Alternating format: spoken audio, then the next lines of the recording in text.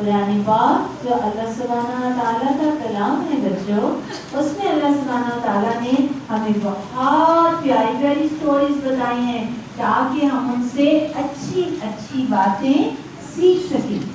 آج کی جو ہماری سٹوری ہے اس کا عنوان ہے 100 سال کی نیند۔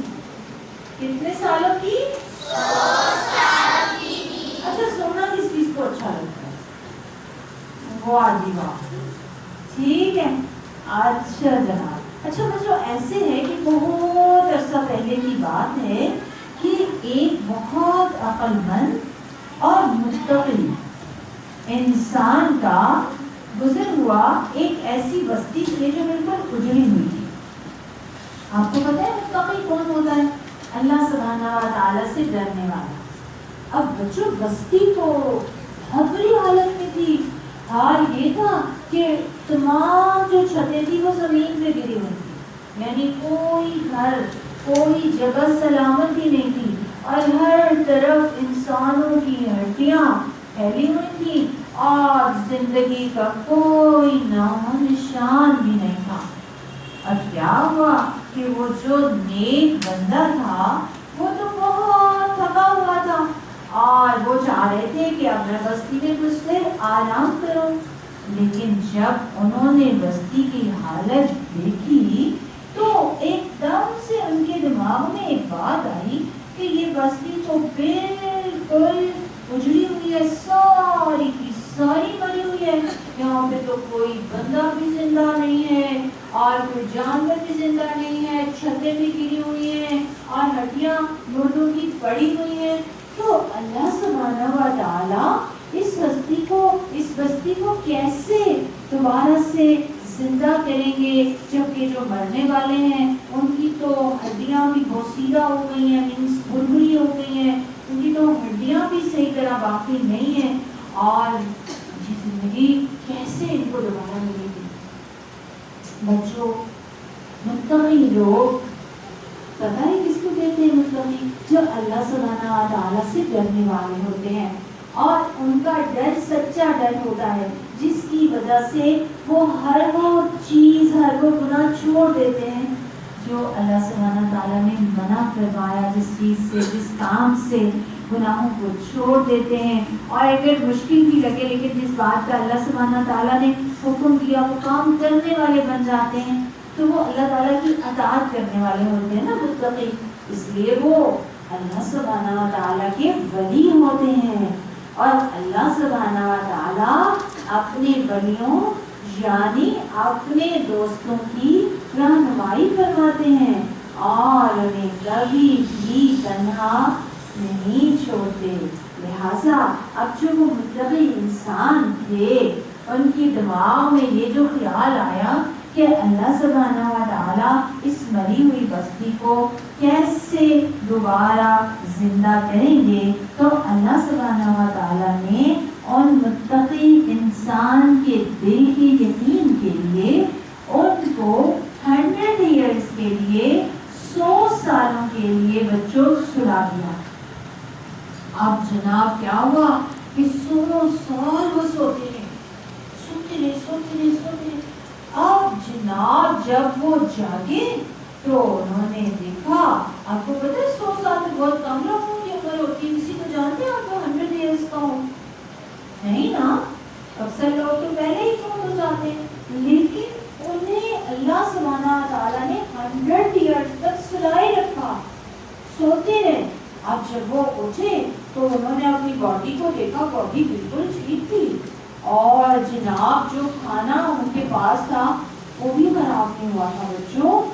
تو اللہ سبحانہ تعالیٰ نے ایک فرشتے کو بھیجا کہ ان سے سوال کریں ان متقی انسان سے کہ آپ کتنا عرصہ سوئے رہے ہیں۔ وہ جو متقی انسان تھے انہوں نے کہا شاید میں ایک دن سویا ہوں گا یا دن کا کچھ حصہ سویا ہوں گا، جبکہ وہ کتنے عرصے سوتے؟ ہاں، اور انہیں ایسے لگا تھا جیسے بالکل میں ایک دن سویا ہوں یا کچھ دیر سویا ہوں۔ تو فرشتے نے انہیں بتایا کہ جی نہیں، آپ تو پورے 100 ایئرز تک سوتے رہے ہیں۔ اب فرشتے نے کہا ذرا آپ دیکھیے تو صحیح، کھانا تو بچوں دوسرے دن ہی خراب ہو جاتا ہے، یہ دیکھیں تو صحیح آپ کا کھانا تو بالکل تازہ ہے، اور آپ کی سواری جس پہ آپ بیٹھتے ہیں، جس پہ آپ بیٹھ کے آئے، یعنی آپ کا گدھا، اس کو دیکھیں یہ تو مر کے ہڈیاں بھی اس کی بھربھری ہو گئی ہیں، کچھ بھی باقی نہیں بچا۔ تو بچوں وہ جو متقی انسان تھے انہوں نے اپنی آنکھوں کے سامنے اللہ سبحانہ و تعالیٰ کا معجزہ دیکھا کہ جو بھربھری ہڈیاں تھی گدھے کی وہ جڑنے لگ گئی، جوڑ جوڑ سے ملنے لگ گیا۔ پھر اللہ سبحانہ تعالیٰ نے حکم دیا تو ان ہڈیوں پہ گوشت چڑھنے لگ گیا، اور ذرا سی دیر میں وہ جو ان کی سواری تھی یعنی ان کا گدھا وہ بالکل مکمل اوریجنل حالت میں زندہ سلامت اور متقی انسان کے سامنے کھڑا تھا۔ تو اللہ سبحانہ و تعالیٰ کا یہ معجزہ دیکھ کر وہ جو متقی انسان تھے وہ پکار اٹھے کہ میں جانتا ہوں کہ اللہ سبحانہ و تعالیٰ ہر چیز پہ قادر ہے۔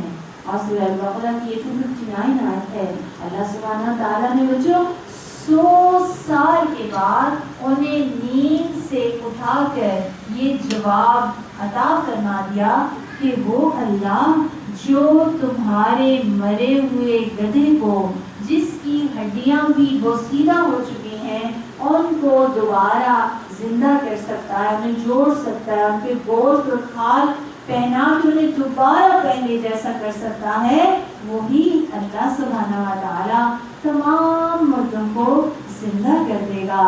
اللہ سبحانہ و تعالیٰ کے لیے یہ بات بہت آسان ہے۔ تو بچوں جب ہم سوتے ہیں، جب آپ سوتے ہیں تو یہ بتائیے کیا آپ سونے کے درمیان باتیں کر سکتے ہیں کسی سے؟ نو، حالانکہ آپ کے کان تو کھلے ہوئے ہوتے ہیں نا، لیکن آپ کو سنائی بھی نہیں دیتا۔ اور پھر جب ہمیں نیند آ رہی ہوتی ہے، بہت ساری نیند آ رہی ہوتی ہے، تو آپ دیکھیں گے کہ ہم اپنے اوپر کنٹرول بھی نہیں رکھ پا رہے ہوتے، ہم جاگنا چاہ رہے ہوتے ہیں لیکن ہماری آنکھیں بند ہوتی ہیں۔ ایسے ہوتے ہیں نا جب زیادہ نیند آئی ہوتی ہے اور ہمارا تعلق جو ہے وہ آس پاس سے کٹ جاتا ہے، ہمیں پتہ بھی نہیں چلتا جب ہم سو جاتے ہیں۔ اگر کوئی شرارت سے آپ کے پیچھے کوئی چٹ لگا دے ہنسی مذاق سے تو آپ کو پتہ بھی نہیں چلتا ہے نا، اور کوئی آپ کی کوئی چیز اٹھا لے تو آپ کو پتہ بھی نہیں چلتا کہ ہمارے ارد گرد کیا ہو رہا ہے۔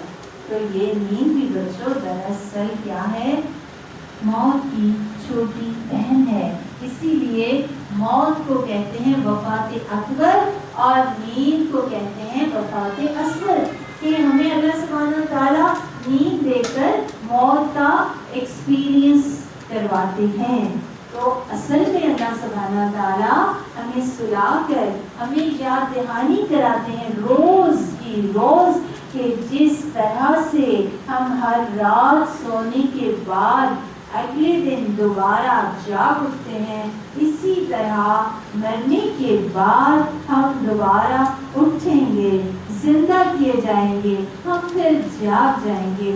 لیکن بچوں جب ہم موت کے بعد جاگیں گے نا تو وہ دنیا اس دنیا سے ڈفرینٹ ہوگی، مختلف ہوگی۔ وہاں پہ ہمیں وہی ملے گا جو ہم نے اس دنیا کے اندر نیک کام کیے ہوں گے، اللہ سبحانہ تعالیٰ کو راضی کرنے کے لیے جو نیکیاں ہم نے کی ہوں گی نا بچوں، ان کا ریوارڈ ہمیں وہاں پہ ملے گا۔ تو اس کہانی سے ہم نے کیا سیکھا اور ہمیں کیا پتہ چلا؟